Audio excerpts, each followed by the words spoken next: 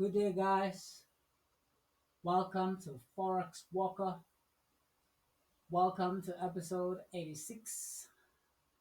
This will be classified as episode take profit level or the take profit level episode.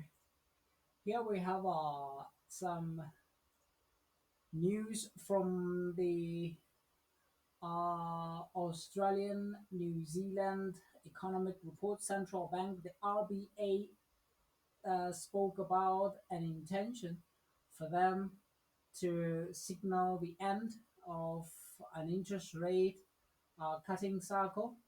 And since they introduced the interest rate hold that we had from last year, which was the fourth quarter, since we bought that hold, they spoke from the RBA that they were looking more into the holding of interest rates. So here you can see that they had an interest rate hold of 3.6, and this was signaled back in December.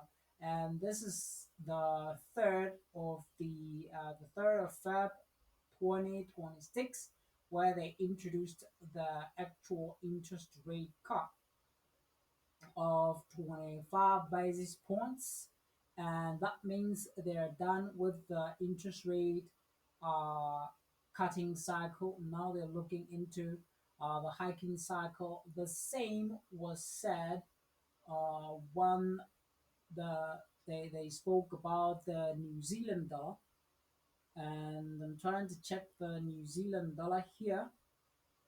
They also spoke about an intention in the future where they were looking toward the end of an interest rate cutting cycle, but they signaled a hold in interest rates and not a hike. But this is the RBNZ, this is the New Zealand dollar, the Reserve Bank of New Zealand, and that was the Australian dollar, the or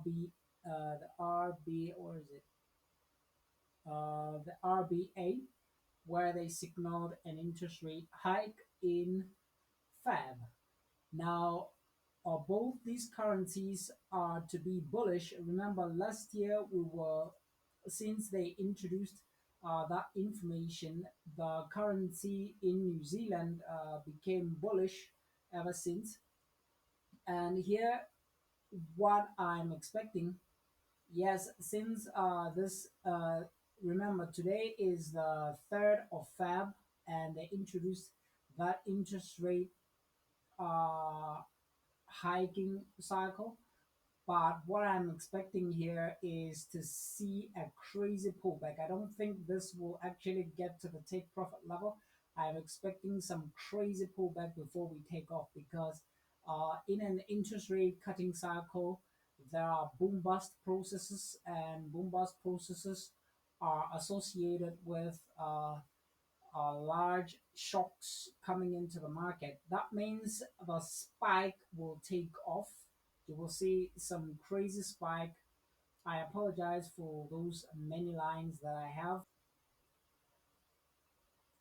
That means you can get to the take profit level, but I'm expecting a crazy shock after that interest rate hiking cycle, because normally there are boom bust processes associated with it. Those who want to understand boom bust processes, they should look into George Soros and the books that he drafted. So normally, what happens in boom bust processes is that once they introduce a new interest rate hiking cycle or a new interest rate cutting cycle, you get a crazy pump in the direction of what they are saying, and then you get a shock that will break below. Let's say today is the 13th of Feb. I hope you can see the date here. Today is the 13th, the 3rd of Feb. And what I'm expecting is that the market, let me show you with this line, let's use this red line here. This is the 3rd of Feb. We're expecting the market to pump above the 3rd of Feb, and yet we need the market to break below the level of the 3rd of Feb, below it, all the way down there before we get the actual takeoff. So these are the boom bust processes that come ahead of the interest rate, the new hiking cycle or the new cutting cycle. So this is well expected, and I spoke about these boom bust processes, but the smaller ones happen normally when you're about to take profit and you find out that there's some crazy pullback before you get there, and that's the reason why you need to move your stop loss to break even. But then I believe that we'll still get to the take profit level before Friday. Today is Tuesday, the 3rd of Feb 2026, and I do expect that we'll get to the take profit level. However, we need to manipulate this weekly time frame trend line here. We need to manipulate it. We need to break above it, and after breaking above it, we need to get this shock that comes after the inter that comes as a result of the boom bust processes, and then we can therefore have a takeoff. Now, the expectations in this economic projection or the FOMC's projection is that will actually, for the first time, land on the 23.6. 23.6. Hope you can see it from here. So this is where I'm expecting us to land on this green line. Since on the previous times we just went below it, we took off, and I'm expecting us to break below this low, land on the 23.6, and take off for the new interest rate hiking cycle. Now here we have the CAD, and with the RBNZ, or with the RBA, the Australian economy signaling an interest rate hiking cycle, I am also here expecting some kind of a break higher toward Friday, which I will have to take profit, and a break that will go all the way down here before we get to the highest point that is not visible here. Let me show you. This is something that I'm expecting out of this trade. Nevertheless, I'm not expecting to sit in this trade for a long time because the CAD will have to recover into the new year of 2026.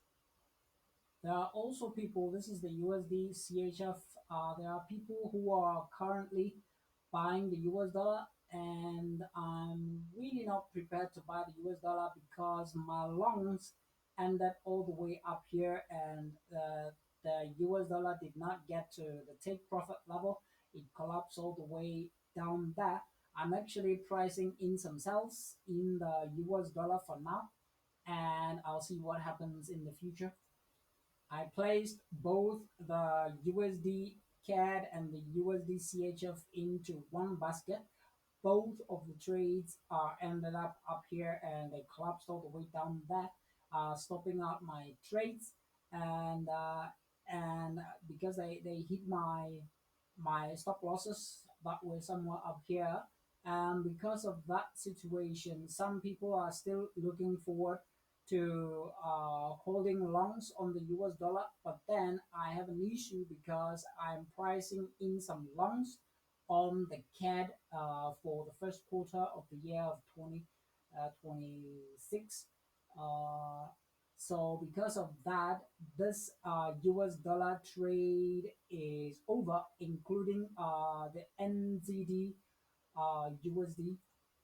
They spoke about, and that was in January. They spoke about an introduction of an interest rate hold, and because of that RBNZ meeting, we had the longs that came in from November, and we forever took off from the previous. And this is all the Reserve Bank interest rate decisions because the RBNZ is signaling an interest rate, the end of an interest rate cutting cycle, and the Australian dollar is also is beginning an interest rate hiking cycle. So in other words, both the New Zealand and the Australian currencies are correlated economically all the way back to China. And what Australian dollar is doing is done by the New Zealand dollar. If the New Zealand dollar leads the changes, just know that the New Zealand dollar will also follow what the Australian dollar is doing. So that is the power of correlations, and that's the reason why this entire trade is an interest rate, it's a Reserve Bank or an FOMC economic report that displayed itself here. Nevertheless, we went all the way down to our take profit level on this weekly time frame trend line.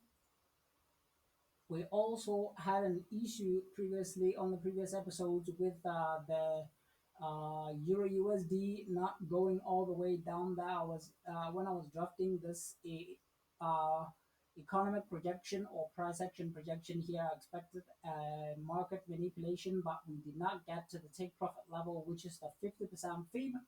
And after those economic reports, we had those are actually the labor related reports. So we had this whole spike that did what it did, and trades were liquidated on the previous episodes.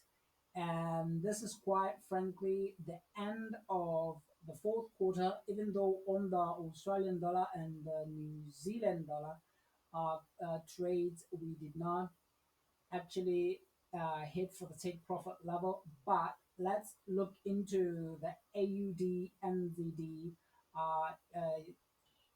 economic divergence. Now, those who are looking into the AUD NZD are looking at the New Zealand dollar holding interest rates, which is also a bullish signal, and the Australian dollar hiking interest rates. Now, because of that, we're expecting the market to continue to move all the way up there. But because both currencies, the AUD and the NZD, are economically correlated, you will not see that much of a huge move in the bullish direction because the holding of interest rates in the New Zealand economy is a bullish signal, and the hiking of interest rates in the Australian dollar is also a bullish signal. So because of those two bullish signals, you won't see that much of a spike in the trade. However, for those guys who are addicted or married to trading one currency pair, they need to work hard to see or be patient enough to observe the economic divergences happening slowly and slowly. They do take time, but at the end of the day, you will find that the major bust, I always mention the major bust, that the major bust will continue on its bullish scale, and it will move higher and higher, uh, looking at which economic report or uh, central bank decision is stronger than the other. An interest rate hold is bullish for both currencies. However, the currency that is hiking interest rates will be more bullish than the other. So that is just something that you need to look into. So we're expecting a push all the way up there. Nevertheless, with my broker, both the brokers that I use don't allow me to okay, they give me a negative carry. So AUD NZD is a negative carry, which is not really that profitable for me, and that's why I took profit. Thank you guys. I'll see you on the next episode. Goodbye.